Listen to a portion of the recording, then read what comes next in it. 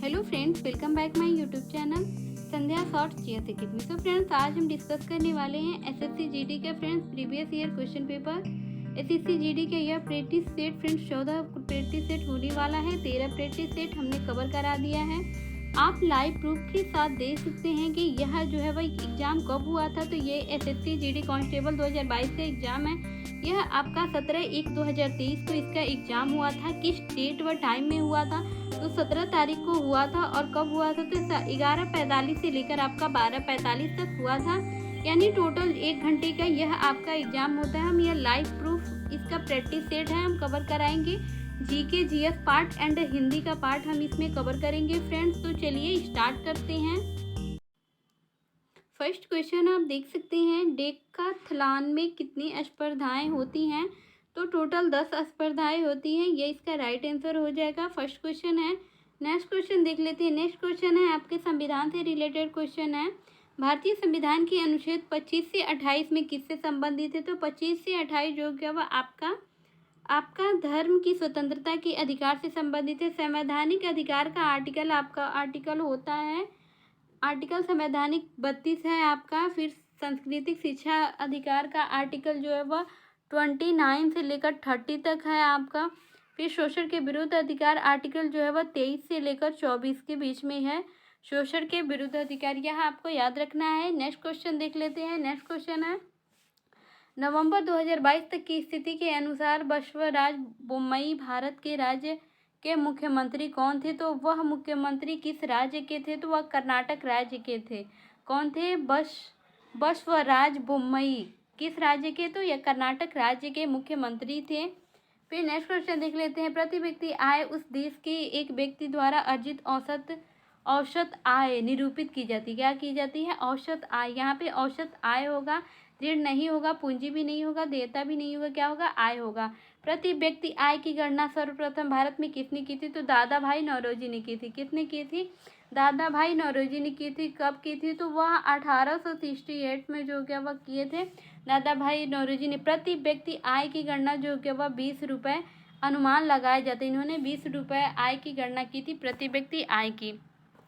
Next question देख लेते हैं। नेक्स्ट क्वेश्चन है, निम्नलिखित में से कौन सी भारतीय रेलवे ट्रैक की एक श्रेणी में नहीं आती है? तो कौन सी रेलवे की ट्रैक की श्रेणी में नहीं आती है? तो वह आपका फुट गेज जो हो गया वह रेलवे की श्रेणी में नहीं आती है। ब्रॉड गेज की लंबाई, मीटर गेज की लंबाई भी आपके एग्जाम में पूछ लेता है। तो हम बताते हैं कि ब्रॉड गेज की जो आपकी लंबाई होती है वह 1.676 मीटर होती है, और मीटर गेज 1 मीटर का होता है। नैरो गेज जो गया वह आपका 0.762 मीटर का होता है।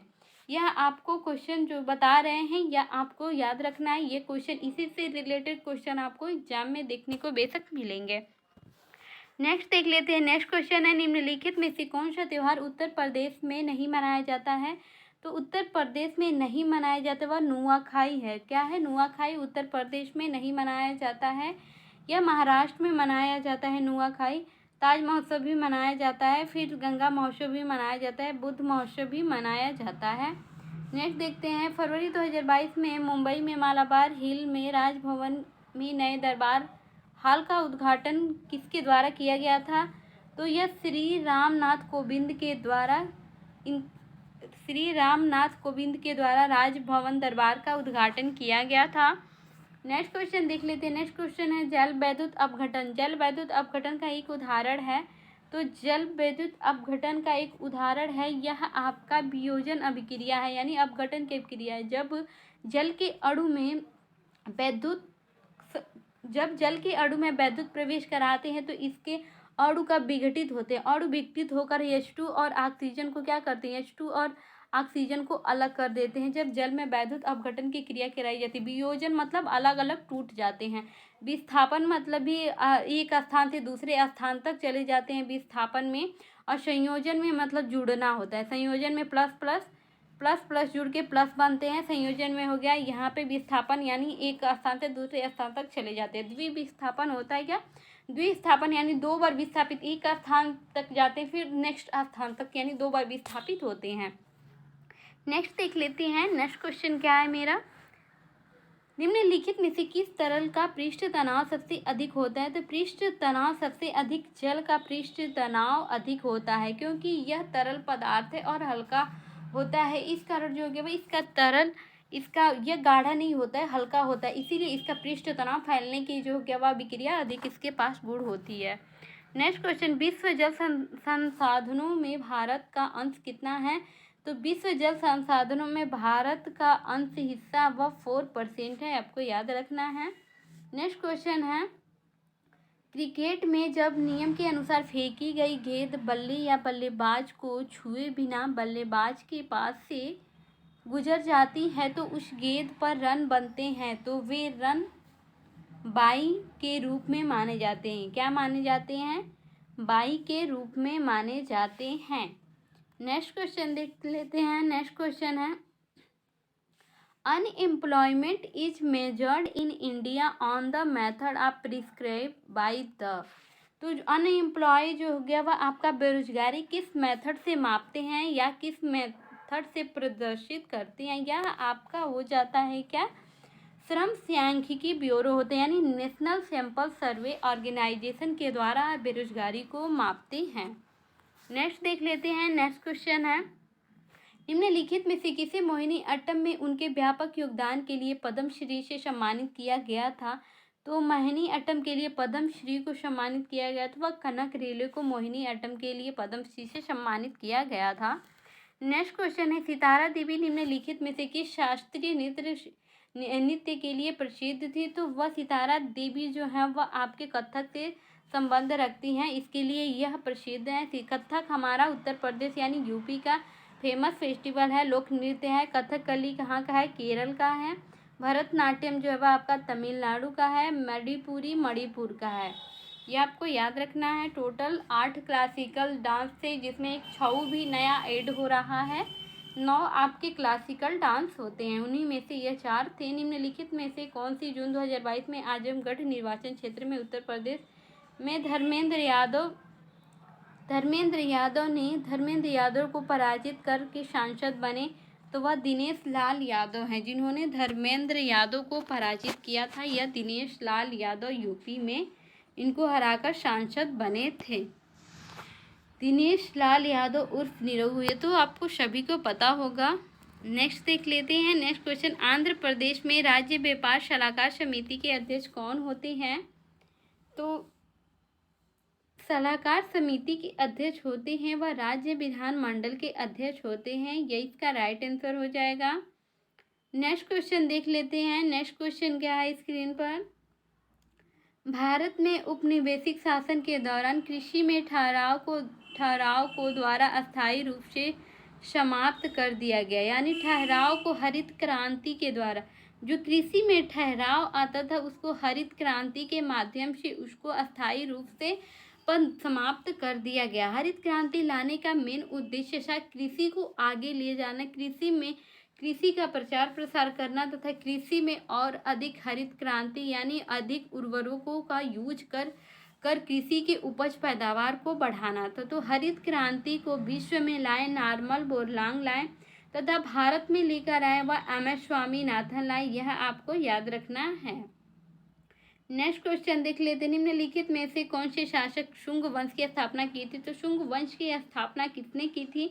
तो वह पुष्यमित्र ने शुंग वंश की स्थापना की थी। नेक्स्ट क्वेश्चन है, कृषि उपज का वह हिस्सा जो किसानों द्वारा बाजार में बेचा जाता है। तो कृषि उपज का वह हिस्सा जो किसानों द्वारा बाजार में बेचा जाता है वह अधिशेष के लिए बेचा जाता है, बाजार अधिशेष के लिए बेचा जाता है। यहाँ पे आपका हो जाएगा बाजार अधिशेष कहलाता है। क्या कहलाता है? जो बाजारों में बेची जाती है उसे बाजार अधिशेष कहलाता है। नेक्स्ट क्वेश्चन लास्ट क्वेश्चन है आपका, जीके में 20 क्वेश्चन पूछे जाते हैं। यह लास्ट क्वेश्चन है, फरवरी में महात्मा गांधी ने असहयोग आंदोलन वापस लेने का फैसला किया। तो कब लेने का फैसला किया था? या 1922 में। 1922 में इन्होंने जो वह असहयोग आंदोलन को वापस ले लिया, क्योंकि 5 फरवरी 1922 को चौरी चौरा हत्याकांड हुआ था। चौरा चौरी हत्याकांड गोरखपुर के पास है चौरी चौरा, वहीं पे हत्याकांड एक हुआ था। एक स्टेशन में किसानों ने स्टेशन को ही जला दिया था, जिसमें बहुत से पुलिस सिपाहियों, अंग्रेज पुलिस सिपाही थे, उनकी हत्या हो गई थी। इसी कारण से गांधी जी को अपना असहयोग आंदोलन वापस लेना पड़ा था। तो फ्रेंड्स 20 क्वेश्चन जीके का कवर हो गया। फिर हम देख लेते हैं हिंदी का 20 क्वेश्चन कि एग्जाम में किस प्रकार के क्वेश्चन पूछे जाते हैं। तो इस अकॉर्डिंग आपकी पढ़ाई जो होगी मजबूत होती जाएगी और इस अकॉर्डिंग आप अपनी तैयारी को बेहतर करेंगे। तो चलिए अब हम हिंदी का क्वेश्चन कवर करते हैं। हिंदी का फर्स्ट क्वेश्चन आप देख सकते हैं स्क्रीन पर। घोड़े पर सवार होना मुहावरे का उचित वाक्य आपको बताना है। हवा के पानी के घोड़े पर सवार होना नहीं, तेज के घोड़े पर ये भी नहीं होगा। फिर बातों के घोड़े पर सवार होना नहीं, हवा के घोड़े पर सवार होना, यह आपका राइट आंसर हो जाएगा। नेक्स्ट देख लेते हैं। नीचे दिए गए वाक्य के शुद्ध वाक्य का अशुद्ध भाग्य आपको चयन करना है। तो रमेश को उस समय मुझसे बेफिजूल की बातें नहीं करनी चाहिए। उस समय ये भी सही है, रमेश को सही है, ये भी सही है। आपका बेफिजूल तो सही है, लेकिन बेफिजूल बातें नहीं, बात अपने आप में बहुवचन होता है, तो बेफिजूल की बात नहीं करनी चाहिए। बेफिजूल की बात नहीं करनी चाहिए, ये आपका राइट हो जाएगा। नेक्स्ट देख लेते हैं। चारों ओर रात्रि का घोर अंधेरा छाया था। उपयुक्त वाक्य में घोर के स्थान पर आपको समानार्थी बताना है। इसका समानार्थी बताना है। तो चारों ओर रात्रि का गहरा अंधेरा, घोर मतलब गहरा होता है, अधिक होता है, बढ़ा चढ़ा कर बताना, यह आपका राइट हो जाएगा। नेक्स्ट देख लेते हैं। प्रश्नवाचक सर्वनाम में कौन सा शुद्ध वाक्य नहीं है। तो कौन सा सर्वनाम का शुद्ध वाक्य नहीं है। तो इसमें भी आपका सर्वनामिक यूज हुआ है। इसमें भी क्या है, कौन सी है, फिर द्विवेद कौन सा है, यह आपका सर्वनामिक है। लेकिन क्या यह पत्र आपने प्रधानाचार्य को देना है, यह इसमें आपका सर्वनामिक विशेषण यानी प्रश्नवाचक सर्वनाम नहीं है। नेक्स्ट देख लेते हैं। नेक्स्ट है कौन सा आपका क्वेश्चन, नेक्स्ट 5th नंबर का। निम्न में से कौन सा शब्द पयोद का पर्यायवाची शब्द है। तो पयोद का पर्यायवाची है वह आपका जलधर होता है। क्या होता है, जलधर। बारिश वर्षा का पर्यायवाची हो जाता है। मलिन गंदा का पर्यायवाची हो जाता है। सहचर सहपाठी यानी यात्री मित्र का हो जाता है। पयोद आपका बादल का है, जलधर भी बादल का है। नेक्स्ट देख लेते हैं। नेक्स्ट क्वेश्चन है आँखों में माला घिर जाना। मुहावरे को आपको उचित वाक्य बताना है। तो आँखों में मोती गिर जाना नहीं, पुष्प की माला गिरना, फूल भी नहीं गिरना, मेघ माला गिर जाना। क्या होता है, मेघ माला मतलब होता है बारिश की बूंदें जो होती हैं उन्हें हम क्या बोलते हैं, मेघ की माला बोलते हैं। नेक्स्ट देख लेते हैं। नेक्स्ट क्वेश्चन है निम्नलिखित में से कौन सा समूह गंगा शब्द का पर्यायवाची नहीं है। तो गंगा शब्द का पर्यायवाची नहीं है, यह आपका त्रिथगा है और सूर्यजा है। यह आपका गंगा का पर्यायवाची जाह्नवी है, सुरसरी है, सुरसरी, त्रिथगा यह भी आपका त्रिथगा भी है, लेकिन सूर्यजा जो है वह आपका पर्यायवाची नहीं है गंगा का। भागीरथी भी होती है, सुरसरी भी होती है। नेक्स्ट देख लेते हैं। नेक्स्ट क्वेश्चन नमन का आरोग्य अच्छा है। इसमें आपको आरोग्य के स्थान पर समानार्थी शब्द बताना है। तो आरोग्य मतलब अस्वस्थ होता है, बीमार होता है, यह नमन अस्वस्थ है, यह आपका राइट हो जाएगा। नेक्स्ट देख लेते हैं। 10 रुपया में क्या आता है, इस उपयुक्त वाक्य में अशुद्ध बताना है। तो 10 रुपया नहीं होगा, 10 रुपये होगा।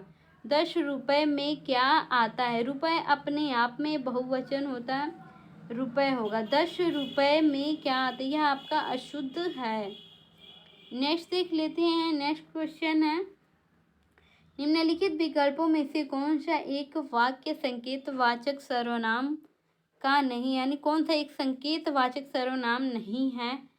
तो ये मेरी पुस्तक है संकेत हो रहा है, यह लड़का इस कक्षा का मॉनिटर ये भी संकेत हो रहा है, फिर वह आदमी एक जासूस है ये भी संकेत, लेकिन नदी में पानी नहीं है, यह कोई संकेत नहीं किया जा रहा है।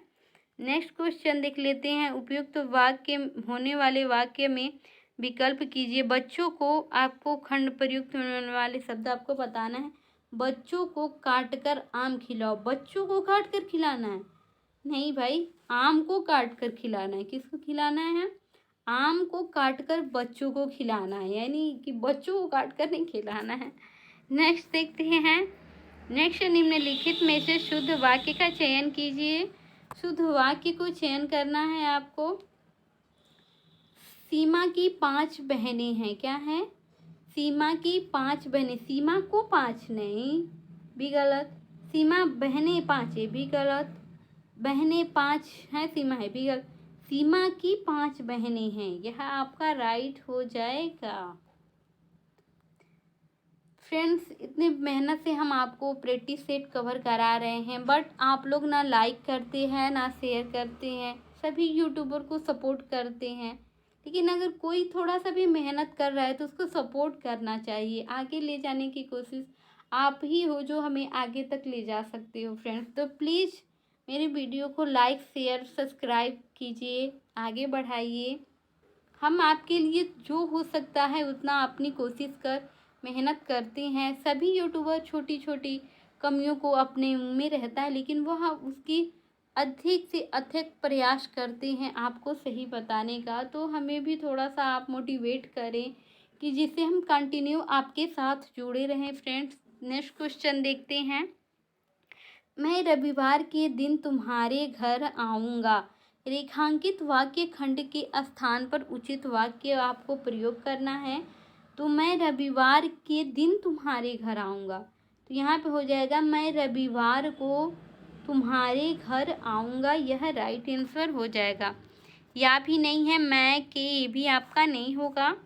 नेक्स्ट क्वेश्चन देख लेते हैं। जो इतिहास से संबंध रखता है, वाक्यांश के लिए एक शब्द बताना है। ऐतिहासिक, ये तो सभी को पता होगा। जो इतिहास का संबंध रखते हैं उसे ऐतिहासिक कहते हैं। जो पृथ्वी के बारे में जानता है, भूगोल के बारे में भौगोलिक बोलते हैं। खगोल यानी आकाशीय पिंड के बारे में जानकारी रखता है उसे खगोलिक बोलते हैं। नेक्स्ट देख लेते हैं। नेक्स्ट क्वेश्चन क्या है। निम्नलिखित वाक्यों में शुद्ध वाक्य आपको चयन करना है। तो शुद्ध वाक्य में आपका सेकंड नंबर का सही हो जाएगा। सेकंड ये रहा। इस काम इसमें होना देर स्वाभाविक है, गलत है, ये भी आपका गलत है। इस काम में देरी होनी स्वाभाविक थी।